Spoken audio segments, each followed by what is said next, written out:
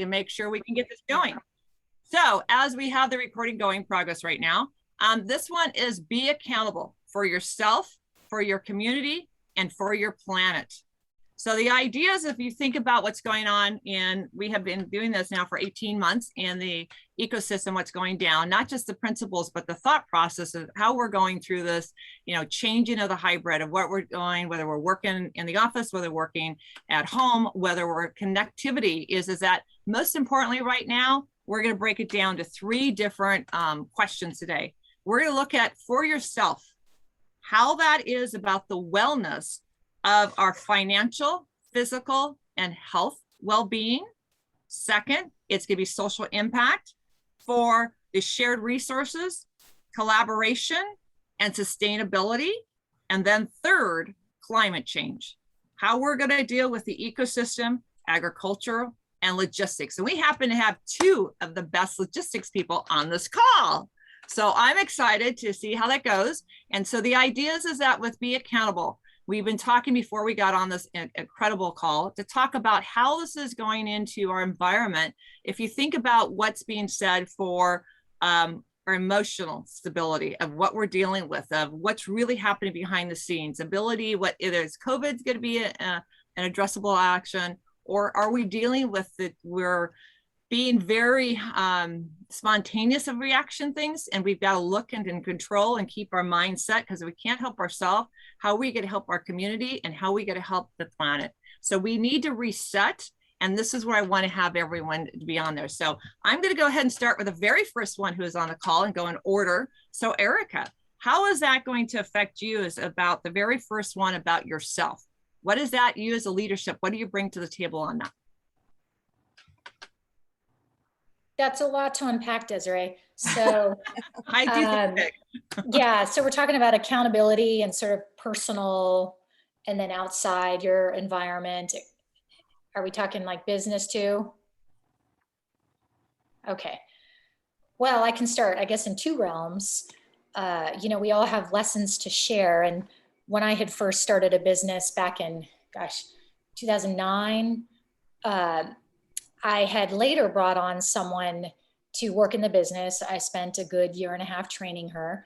And then when she was finally ready to be put in front of customers, she became greedy and said, I want 50% of the company. And if you don't give me 50% of the company, I'm leaving. Now she's got a skill, right? This was all about government business development.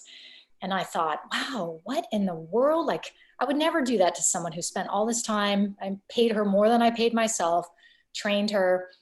And I was very upset. We ended up going to court, and we settled on the very same thing that I offered her in the beginning. And then I had to look back and kind of say, well, where did I mess up? My accountability. How did I not see this coming? Where were the signs? Were there signs? Etc. So they say in business, you're always going to get burned once or twice or 3 times. And that was sort of my first taste of pay attention, have that accountability. And again, what could I have done that was different? And I learned a lot from that. And then the second realm is, being someone who wears the uniform, the military, accountability is extremely important, obviously. The buck stops with you. So if you're in charge, just like in business, you may not know what's going on 4 levels below you, but bad on you. You should. And are you going to take accountability for things that are wrong within your organization? And how are you going to change that culture? How are you going to fix it? So accountability is huge on the military side. Not blaming, not pointing fingers. Hopefully, looking inward and saying, again, what do I need to do to take care of my people? So, if that answers the question, great. I'll pass it off to one of these other wonderful women. Yeah, no, I think you look at the business aspect right now, everyone's starting, the statistics is 60% of the job market is going to be brand new and created. So you got to have a lot of founders, you have a lot of startup companies. So what does that look like? How much do you give, how much you not, how you take advantage of someone. So that is such a big place that I'm sorry to hear, but that is something that, what the value is, and you bring someone on board to train, right? And what's that going to look like? You take the average of $65,000 to bring someone on board to train them. And after 2 or 3 weeks, you find out that it's not a good fit. So what does that look like? So that accountability from a business perspective. So, okay. So the next one on call is Tammy. You're the next one to go on. We go in order. Well, I'm really glad to be here. And I think that was really great, Erica, because what we learn from each thing helps us to be more accountable too, right? Every time we learn something, and especially when they're painful lessons, they stick. And so nobody goes through this unscathed. And I think that it's really important that we share the lessons we learned so that we have some humility. I think, you have to know yourself. You have to know where your strengths are, and you have to know where you're not as strong, but you also have to know what gets the most and the best out of you. We all have an inner GPS, goal producing system. And if we're passionate about what we're doing, we can stick with it. So there's actually a great book that just came out. It came out this week. It's called The Self-Aware Leader from John Maxwell. And in it even states the hardest person for you to lead is yourself. But everything falls from what you do yourself, because if I don't lead by example, if I'm not willing to do things that I ask other people to do, then what right do I have to ask them to do it? And so knowing yourself and knowing where your strengths are, even when you're hiring people, so that you're offsetting yourself. If you have a personality profile in one lane and you know where that strength is, you don't want to hire somebody identical to you. You want to hire somebody that's going to fill in the gaps. And so it'll help you to stay accountable, but have it be on an even keel all the way across. Really knowing yourself so that you can be accountable makes a huge difference. I know for me, physically and business-wise, I have to have a target. I do really well when I have a target, targets, tactics, timelines. Add another T, tenacity, that you get really passionate about what you're doing. I recently, about 6 months ago, I started back training in martial arts because my goal is to be a master 4 years from now. And, but I knew in myself, I've done a triathlon, I've done a marathon, I've gone up ranks in martial arts. Always when I have a goal in front of me, when I have a target in front of me, I can stick with it. Even if I don't feel like going, even if I don't feel like doing those push-ups on my fingertips, I'll do them because I know that it's going to get to this. There's a rainbow at the end of that, there's a pot of gold at the end of that rainbow. And I think knowing yourself, what is going to get more and better out of you, is really important, but also knowing where your strengths are, so that when you're attracting other people, you're attracting people that offset it, so that you can achieve what it is you want to achieve. The only person that's going to know we didn't do something is ourselves. And we really need to pay attention though, and not just justify that and let it slide, because we're influencing people every day, no matter what it is we're doing. It's interesting. I was just thinking that Erica was talking about, our get together, that we're going to have to go to Tahoe and have this thing. So I can see Tammy and Erica having a competition who's going to be in, and the rest of us will sit in the corner and go, yeah, we'll try it, right? Kick my butt. I'm just saying. I'm not doing push-ups on my fingertips. They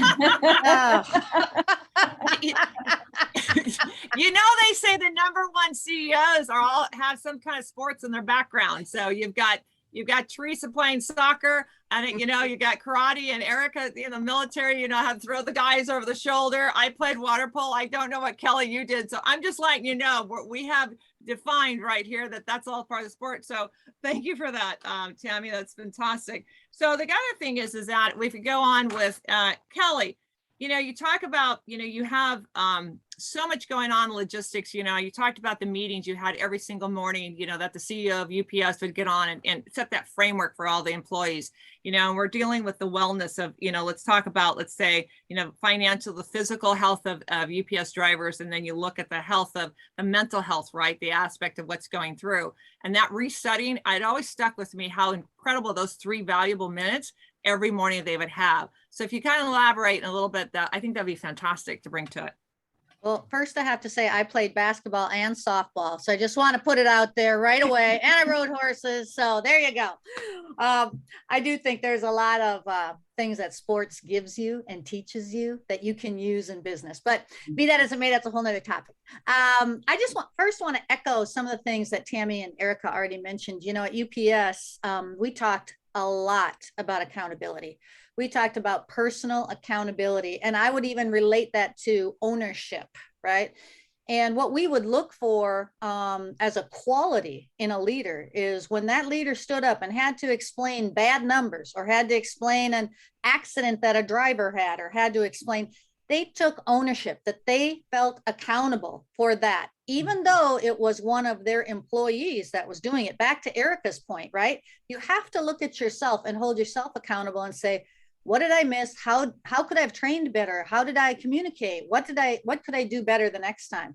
And I think holding yourself accountable is a huge point of being a good leader. Huge aspect of it. So then you need to have people around you, surrounding you, as Tammy already mentioned, that will also hold you accountable. You don't want a bunch of people around you that just say yes to everything you say. You want people that can give you some discussion, debate, dissent, all of those things, because if you can't justify what you're doing, maybe you shouldn't be doing it. Maybe you really shouldn't be doing it. So I throw those things out there. We always had 3 minutes with our operations teams right away to start off. We called it pre-work communications meetings, and it set the tone of the day. And I would encourage every leader to have, a 5-minute time period where they're setting the tone of their day. I love GPS goal producing system that Tammy mentioned. If you don't have goals written down, it's been proven you won't reach them. I mean, everything you read shows you write your goals down. You got like about a 95% better chance of hitting them. So taking that time, having a plan and a purpose, and then holding yourself accountable to the actions that you're going to take to get you nearer to that goal. That's the key thing, because a lot of times people are good at putting down a goal, but they never put the how. Well, how are you going to do it? What exact action are you going to take? So accountability is really huge. And I could go on and on, Desiree, but I think that gives the highlights. And certainly want to give Teresa some time.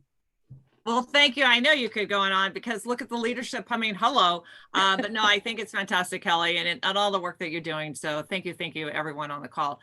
Teresa, so for you, I really look at your journey that you've taken the last 4 years, 5 years with being Berkshire Hathaway, on going from, knowing and the trajectory you went through, keeping that financial and physical and mental health to go through what you've been going through, and then becoming the Chief Diversity Inclusion Officer. And we got to go back to Tammy just a second, sorry, to the fact that we didn't even announce that the fact that she is now the vice chair of, co-chair of Exit Realty. What an incredible accomplishment. And I'm so excited after 25 years. So, woo! Thank you. Oh, so anyway, so huge. But anyway, so Teresa, I ping pong around. Yes, just Desiree.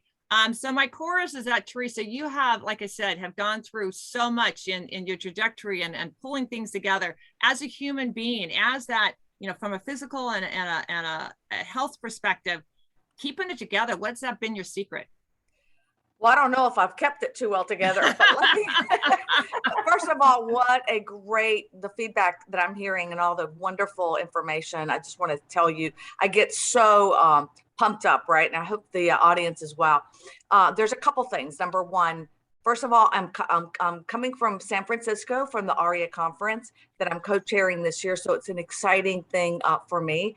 And I couldn't miss this show because that's how dedicated I am and accountable, right, to what we do every single time that we put down a goal. Now, I think one of the biggest changes, one of the things that I think I learned from is the fact that within our company, we also have that accountability. In fact, Gino is one of those that follows the 4 disciplines of execution, the 4DX disciplines of execution, and he absolutely has instituted that within our organization. So here's one thing we do every single month.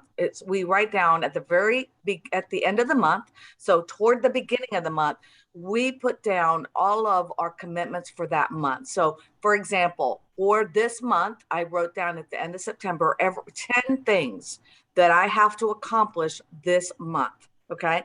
And, and those, you have to look forward, right, to see what's happening in October so that you write those commitments down. 2 of those commitments have to be personal and health-wise. So you can make those commitments. Hey, I'm going to celebrate Halloween this month because that's a big deal for me, right? So and that makes me happy, right? or I'm going to eat better and I'm going to lose 10 pounds. So you've got those goals set that in the month of September, you are going, or October, you're going to complete those. At the end of that month, we go back and write down the ones we actually completed. So we have to look at it. So let me tell you, I'm looking every single, third day to make sure that what I wrote down, I'm actually completing, because I want to make sure I complete those goals. So that's number one. We also do that every week. Every week on Monday, we set our weekly goals and we talk about 3 wigs, because we want to do no more than 3, because if you do more than 3, you're not going to accomplish them, right? 3 wigs that are going to help you accomplish those 10 commitments, right?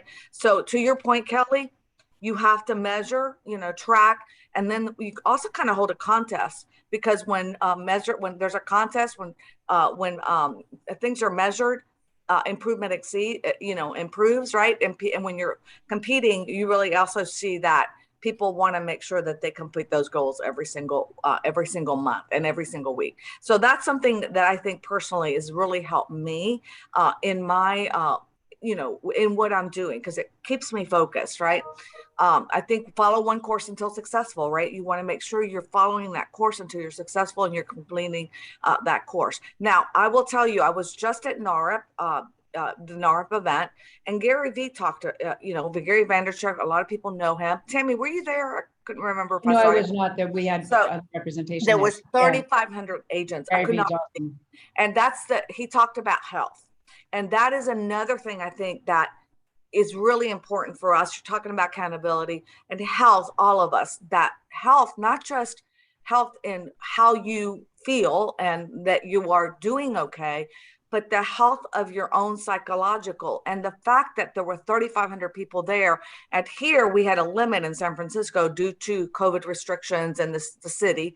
We're at ARIA, but we're maxed out because people want to see themselves. They want to see each other. They want to, be able to connect again, which is something that really helps your health as well. So all of those things have really helped me and continue to improve. And again, losing weight, whatever that goal is. Y'all remember when you met me, I was very overweight, and I've kept that weight down in the last couple of years. The fact that I just really think about walking, and I'm not one of those that does the push-ups and the fingers. I can't do that, but I really do other things that I think will help me. So all of those things have really helped me with accountability. I think that's fantastic. And the thing is that you're striving of using other people's systems and not just your own systems, and you're keeping it. The thing I think that's really powerful is by getting out, for me personally, getting out into the world again is fitting into my clothes. So do I sit there and get on a scale every single day? I have a massive amount of, I took pride, as my husband says, in buying the clothes at a great price. And so, having my wardrobe sit it there and not being used, it's a waste. It's not a good investment if I don't keep here. So it's a natural way of limiting in myself to make sure that I look my best by fitting in the clothes, because otherwise they don't look good if you don't feel good. So to that point of getting out for me is healthy. So like right now, I have a formal dress on. You can't tell on the top part of it, but the idea is that for me to be able, ooh, I can still fit in this. This is cool. It's a natural way of making yourself feel like you still have it together, and it mentally puts you prepared in the moment, right? So I think that professional self is really healthy from a mental standpoint. And then getting on that airplane, I look at it that if you remember the days we got on an airplane, we never had to take everything, disrobe everything and take everything apart. Now it's part of everyday flying. Now, if you think about, well, I have to wear a mask wherever I go, or whatever that is for your comfort zone is in my agenda. So I have matching masks with all my outfits now, so I can color coordinate them, go with it. They're all in silk, so I have no problem with them. But the idea is it's now part of my wardrobe. And I've not been sick now, knock on wood. I have no, as far as asthmatic or colds or flus or things like that. So to me, it's not about COVID, let's say. It's about keeping my health. And if I look good, I feel good, I talk good. And if I want to talk and have a moment like this, I stand 6 feet away and then I move it and I get closer and I put my mask on. So anyway, I think it's so important from whatever makes you happy from a health perspective and a physical perspective to energize. We're all so wound up, women, doing so many complex things like Erica, what you did at going to Virginia. We have to physically be assertive in our body to sweat it out, to mentally, reset our mind, because if we don't, then we're not, the exercise has to be there. I know, Kelly, you've been, you've been posting about the goals you've been doing in physical. I just think it's so fantastic, but I have you marked down for the horses, the soccer, and the basketball. So I owned a horse for 27 years. I played basketball in junior high school. So girl, we're down. There you All go. right. There you go. Woo, woo. That's right. So I love. Okay, so the number two question is social impact. That is a huge one. And we started here at the organization about 7 years ago. I'm losing track of that 2-year period in there. Really heavily addressing that about shared resources, the ecosystem, sustainability, what's that like? I mean, we look at the supply chain right now. You have 2 incredible logistics people here with 124 ships sitting off the coast of Long Beach and Los Angeles. That impact is happening. Hong Kong has shut down their shipping yards because of what's going on. They don't have enough truckers. I mean, we could go on and on. Everyone listening, if you haven't ordered your Christmas gifts, if you don't do it by today, forget it. It's not going to be here. And Kelly wrote an incredible piece for our magazine that's going to be coming out. So I'd like to go back and address now again with Erica, is that one of those subject matters in social impact, the ability to collaborate, shared resource, or sustainability. You pick one of those topics, and how that has affect you, and as a leader, what have you done in that space? Done a lot in that space. My mother was Peace Corps, worked with a indigenous tribe in the Philippines and in Ecuador. So I was involved with her early on a project to essentially keep the last remaining rainforest that escaped the last ice age from being demolished, because it's really the lungs of the planet. It keeps it cool, it gives us good air. You cut down a forest, it releases all the carbon. So I kind of started getting my head wrapped around a lot of the sustainability early on. And now, in terms of business, I look back at the clients that I've chosen to work with, and that's the beauty of having your own business, is you can choose who you want to work with.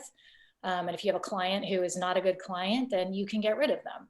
And you have to value yourself enough to say, hey, what I have to offer is, again, valuable. So if you're not being treated right, or they're doing things that aren't sustainable, then again, get rid of them. But most of the clients that I've chosen to work with have some kind of social or economic or ecological impact.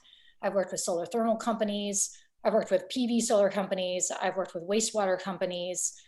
2 accounts that I have right now is every baby born in the state of California. Essentially, we do a sustainable logistics kitting model, and we push information out to all of the clinics and hospitals in the state, working with PG&E with low-income housing to make them more energy efficient. So we push everything out from, the insulation to the energy efficient refrigerators. We do a lot of diversity and inclusion stuff.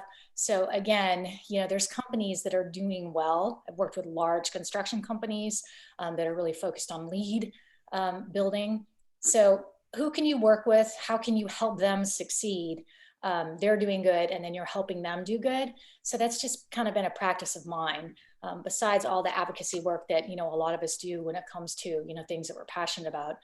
But where is the money moving, and is that being done in a responsible way? And Kelly can attest, anything in logistics, you reduce your packaging, you figure out how to be more efficient in your transportation methods, you look at carbon footprints. What can you do to really reduce that environmental impact on the planet as a whole? And the supply chain world, I think that's really starting to take off the last maybe 10 years.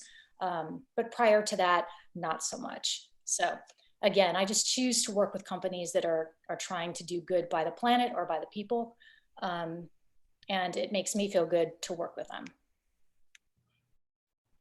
What an incredible story, Erica. I know I've met the pleasure to have met your mother several times, but just the work that she's been doing, and you being brought up in that world, and then from there going into what you continue to do in your career. You see something that's not right, you just pick up on, you go, and you there on that. And I mean, you hit so many subject matters in that space that years ago was like, yeah, that's for someone else. And yet you took it right on and said, I'm down, I'm doing this.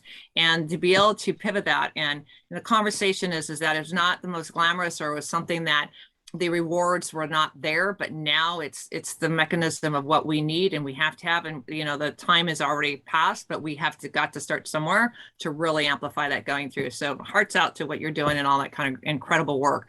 So next, go ahead and Tammy.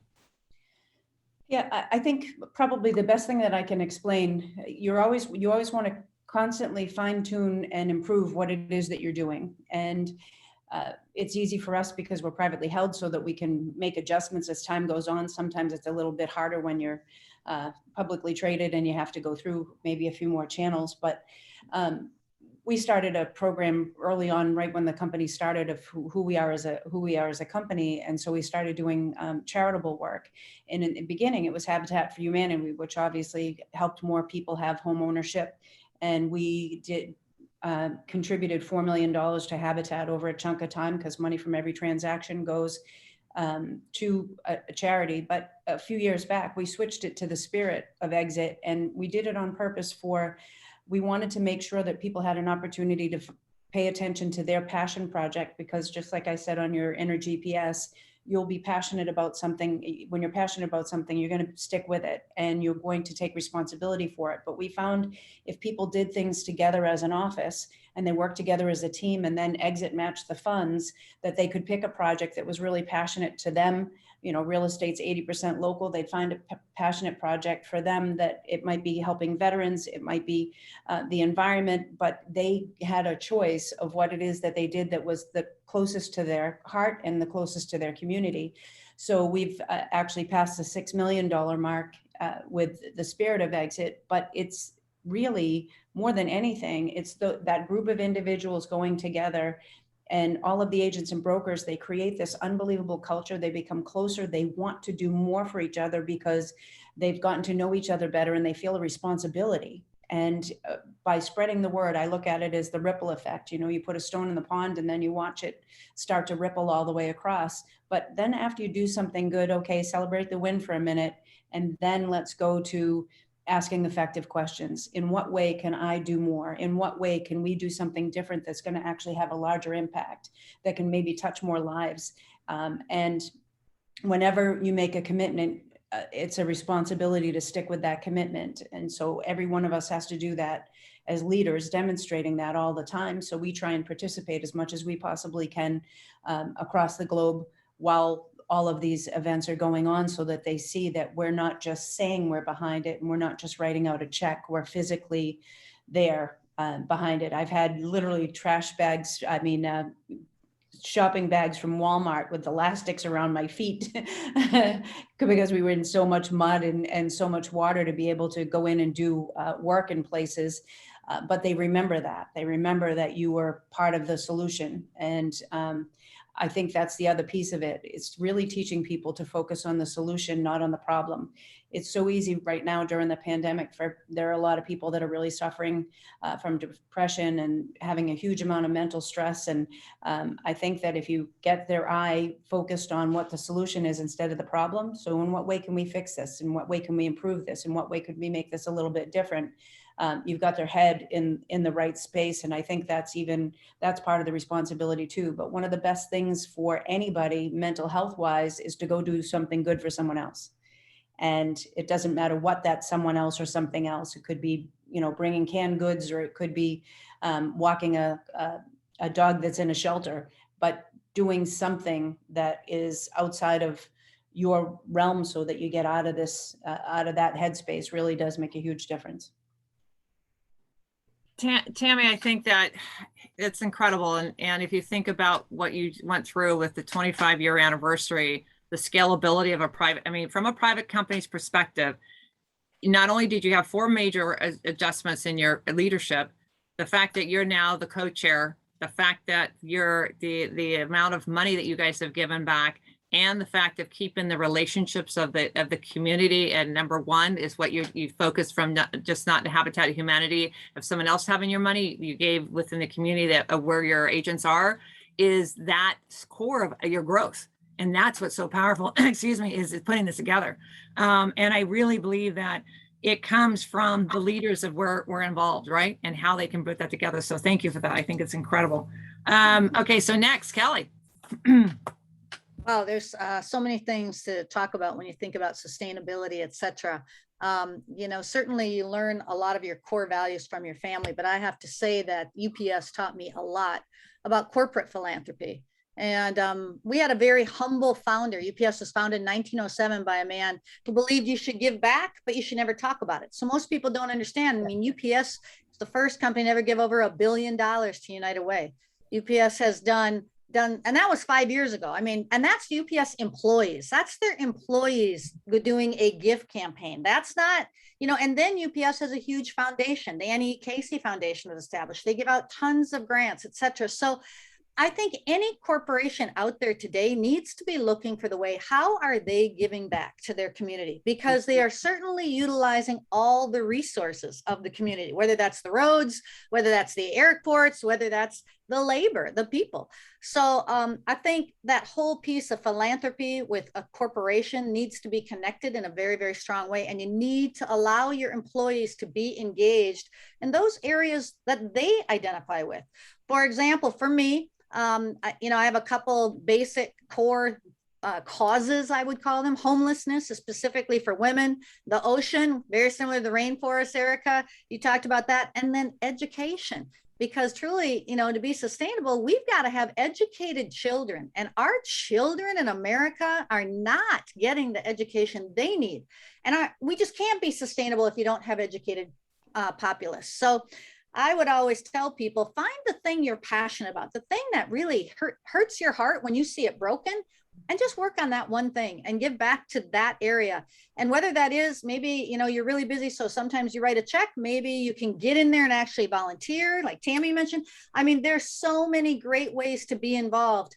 But that point about depression, we live in a very, very narcissistic culture. If you don't find a way to get away from yourself and go help somebody else, you absolutely will stay depressed. You need to get out and realize there is always somebody worse off. There's always somebody that needs help. There's a million ways to help, and it will turn your whole mental psyche around. And I just want to encourage everybody to get involved and get engaged. So that's what I would say, Desiree. That was phenomenal. I mean, frame that, Chuck. Oh my gosh, that was fun. So to your point, did you hear about the new vaccine in malaria? I did. Whoa. So talk about, you know, life-changing and things that are going on. So I wanted to bring some very happy news, because this is what this is all about, because we're working hard, working strong, and we got to report that. And the $1 billion, yeah, I had no idea that was in the employee base versus in company base. Those are the kinds of things that here on the NDILC could imagine how much we've all contributed in through our sphere of influence, that we could collaborate. And it's one of the things that I've always been we post the news and it's gone, because we don't remember. We have to bring it back up, where we've gone and what we've done. And that is the power of that communication, of the legacy, of making sure that generations understand where we started, and through Gen 1, 2, and 3, and where we are today, because we forget, you know, the entitlement of what we have dealing with today. So thank you, Kelly. That was fantastic. Can I add one thing, Desiree? Sure, you're right. You know what? We remember the negatives. We have to focus on the positives. That malaria vaccine is huge. That's going to save thousands and thousands of people. So yeah, focus on those positives and keep moving forward. Absolutely. Absolutely. Thank you very much for that. Teresa. Well, first of all, great, again, information is hard to follow, everyone, but I'm going to talk about from, you know, one of the things that we report up to Mid-American Energy, Berkshire Hathaway Energy, as you all know, right? And Berkshire Hathaway Energy, you know, we have sustainability, we have all these different footprint of saving the planet and reducing carbon exposure, and reducing in our energy side all of the dangers. And there's a commitment that they have made from that perspective. One thing we did last year, and I really want to thank Darla Zink, who works with me on at Berkshire Hathaway Energy, is we created a really tracking mechanism, because we hadn't done this before, to really make sure that all of our giving really served in one area, and that was diversity, equity, and inclusion. So we have like a total of 5 pillars that we always cover, that we talk about, in addition to making sure that a lot of the work that we track from every company, not just Home Services of America, because we operate under that umbrella, but also from all of the different companies that fall under the under the Berkshire Hathaway Energy umbrella. So, for example, we talk about veterans, we talk about giving to LGBTQ plus community, women, all of the different diversity umbrellas, African American, Black community, Hispanic, and then we every month we go in and we do our wildly important goals, and we report from so for Home Services, we have 36 companies that are owned by our company. So for example, we own Ebby Holiday in Texas, Intero out here in California, some of the Berkshire Hathaway Home Services named companies as well, Houlihan Lawrence, Long and Foster. So just out of those 36 companies that we have, we track every single employee giving and foundation every single month. I mean, and it's in the millions, that 5 million this month, 10 million. That has nothing to do with agent contributions, nor all of the Berkshire Hathaway Home Services companies that operated our franchises. This is just those 36 companies. And just like you, Kelly, we also we don't like to report the numbers. It's something that we've never done, but we track it, and we now know what those numbers are, because you do have to understand how important it is to provide. And also by giving is how you really improve your life and your health. And, it's really the most important thing that you can do. And so we are making sure that we don't just talk the talk, but we walk the talk, and do all of that in order to be able to be sustainable, right? In order to be accountable. And that's really given me a whole new perspective, because I never knew how much money we give as employees, as companies, every single month. Now that we're tracking it, at the end of the year, we'll be able to give an aggregate number, because again, there is so much that is given in the foundations and through the work that we do to each of the companies that we own. Not to say with the companies that are franchises as well, because there's a lot that's given through those organizations too. So again, that's one way that we keep accountable from that perspective. Now, from the industry perspective, and then I'll shut up. We've done, and Tammy can attest to this too, because we've done so much work in becoming paperless, right? And that is part of what our industry's done as a whole to make sure that we're also giving back to the planning and reducing, the cutting of trees, because of the fact that we have really been conscious. So everything we do today, it's like, all right, there's hardly any paper, right? I actually printed this, and I was feeling guilty about it because I wanted to have something in case my technology failed on me. So again, those are some of the things that we're doing from our company perspective, as well from an accountability perspective in that space. Well, see, thank you. And I think, Teresa, you hit on a point that I think is so valuable. We need to get what's outside these four walls out there of what everyone's doing, because even though internally, you never publish the numbers, and you are publicly traded in a massive company with Warren Buffett, but the idea is that I think it's better not as an aggregate, but at the specifics, because you look at Erica takes an individual and just goes after them, takes the industry and then we're going to lead into the next one. And so many countries, she's been to every single continent, correct, Erica? No? Close enough. We'll let you. Not Antarctica, right? Close enough. We'll get to it. We'll let her talk. Give a minute. But the point is that I believe that if you break it down into Tammy's point, into the specifics, what is their spirit of what they're giving to, it needs to be broken down other than this massive number, because I believe that society's gotten over the numbers. I mean, look at COVID. Okay, well, that number became, you heard it every day, 20, 30, 40 times a day. We just kind of left it go. We didn't look at it, right? And so the idea is that I really believe that the passion of the spirit going to the breaking down of what we're talking about here on this call, and the legacy of what we have in our arsenal, what we're passionate about, I think is so valuable and so important. That's just my feedback to go with that. But everyone, see what we're curating and learning more. Every time we're getting on a call, what never amazes me is just how much I learn more about every one of you incredible ladies on what you've done, that you think you know someone and you're like, That's the gift of getting out there. So on the last and final question, so climate change. So Erica, you've traveled, okay, not every single continent, but you've traveled a lot around the world in the military, almost all of them. I'm going to put that down. But you've been to Afghanistan, you've been to all these countries while you served in the military and outside of the military. So how is climate change and your thoughts of what we can all do to help to be better in that space, being on the, the Women and Girls Commission here in California, still being in the Army, doing incredible things with the Women's Peace Security Act, with the Pentagon. You are seeing it so many different layers. So talk to me about what that would look like. Yeah, from the military standpoint, our chairman of the Joint Chiefs of Staff has testified to Congress numerous times that this is one of the biggest threats that we as a nation and as a military will be facing the next 10, 20 years. When you think about how the climate is shifting in different regions of the world, it's creating drought, it's creating unrest in terrorist cells, and it's hard for people to get food. So what people are doing is migrating from where they originally lived because of strife and no security to other places. So the world is going to continue to see massive amounts of refugees, whether they're bombed, whether it's a planet issue, whether it's infections, mosquitoes. The malaria thing is humongous because a lot of people don't think about it, but that really affects the poor. So to be able to provide that kind of vaccine to the poorer countries is a game changer. So we call them climate refugees. This is something that we're going to continue to see. We're seeing it in our own country. Look at Louisiana.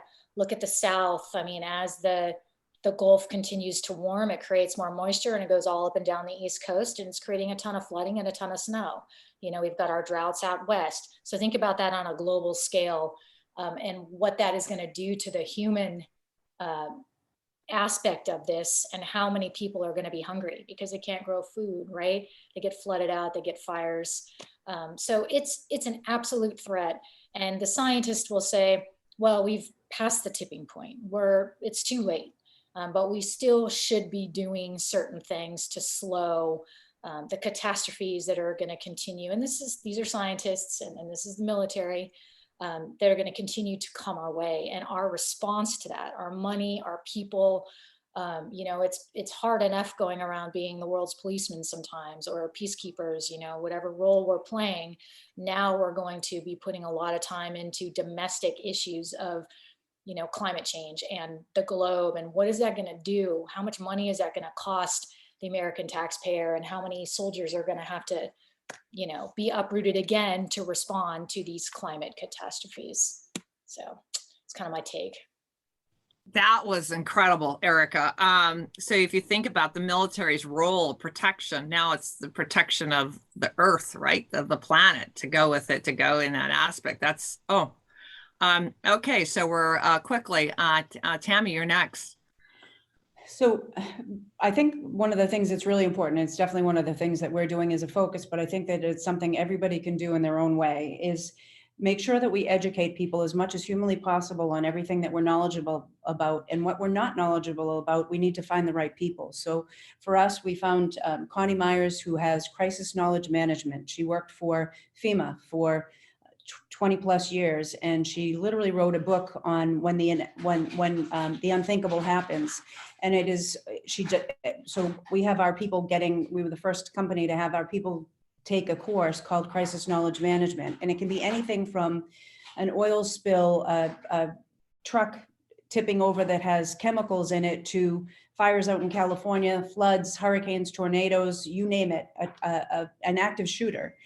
But they get education so that they can go back in and educate their community on how to be prepared, how to be as prepared as you possibly can, because most people aren't prepared. They don't have a go bag. They don't have the things that they need to be prepared in case of an emergency, and it can happen anywhere. We've witnessed it, right? That we've witnessed it happen. So I think crisis knowledge management, anyone can take the course. I highly recommend it.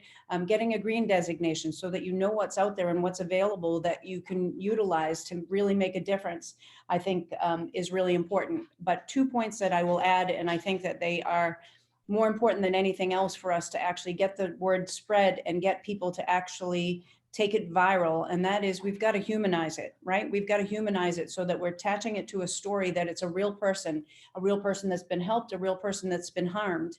You know, we heard mention about COVID and looking at the numbers and the big numbers, and that we didn't pay attention to it anymore because it almost became white noise until it impacted somebody we were close to, until it impacted somebody that we really knew, or it impacted somebody losing their business or losing their health or whatever. And we need to personalize it. As much as we can personalize it back to an individual and humanize it, we're going to get more people to be willing to participate and more willing to be part of the solution. That was incredible. Oh my gosh. So crisis knowledge management, make sure you send us the link so we can get that included in the recap to get this out there and put it on a system, because I think that is so powerful, because the knowledge is that no one knows, very few people knew about the SBA's natural disaster, $40,000 for renters and $200,000 for homeowners. And because of the Triple P and the EIDL loan, it became the thing, right, during the pandemic. But where were we all in the real estate industry should have known about that. So thank you very much for that, Tammy. That was incredible. Say we're getting close. So next is going to be Kelly. Go for it. Sure. I'll cut it kind of short. You know, I find it funny. We have so much debate about, you know, what's causing climate change rather than discussion about what are the opportunities to mend it and what are the opportunities. I think what was interesting with COVID, one unintended consequence was the regeneration of some of our oceans and the regeneration of some of our forests. All of a sudden, without so much traffic and noise and everything else, people started to go, wow, we have a beautiful planet. Maybe we want to keep it beautiful. Maybe we do. And I think there's a lot of different ways to go about it. Again, I know from the corporate standpoint, UPS has done tons. I think we always have to think about when you take one action, there is an unintended consequence. And it's sometimes a sad one. So, you know, we talked a little bit here about the malaria vaccine. Oh, that's great. That's wonderful. Now, how are we going to feed those people? Especially if our fertile lands are getting flooded and our fertile lands are having a drought, and they, you know, America feeds the world. So we need to figure out, how do we keep doing that? So there's always a give and take, but I think, again, it's looking forward and not sitting here and debating all the problems and who's to blame for something, but trying to figure out how we get it, make it better. So that's all I'd say, Desiree. Oh my gosh, fabulous. So my thing is, I just realized the links, the resources, not only from the books that we're moving for the NDILC for next year, but the ideas is that the resources that all of us know about, whether it's from Erica, from the military, the Women and Girls Commission, going down the line, we all need to share those so we can include them in the magazine, include them in our website, including our posts, so everyone knows, because everyone has such powerful connections. So thank you for that. That's fantastic. And Teresa, bring us home. Yeah. And, you know, just to add on, you know, the preparation, be prepared. I grew up in the South, obviously. Tornadoes were a big part of our life. And one thing that we learned was you had to be prepared, right? And so those little things to help yourself make sure that you are, you know, able to handle situations that might happen to you that are unexpected, right? You know, like Tammy kind of indicated. We also do crisis management. We've been doing it just because we're in the energy field, as you can imagine. We have to protect, you know, many of the nuclear power plants that we have. My husband's a nuclear engineer and has worked in that field for so many years. So we are in a family that's always prepared, just because he's a prepper. He's one of those people that, because of the industry he's in. So it's kind of taught me that way.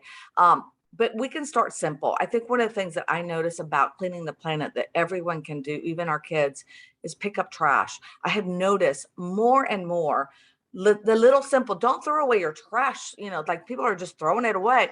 That is the one thing I hate. Like if I go to a lake and you see all these different, you know, talk about the oceans, right? Pick up your trash, throw it away. One simple tip.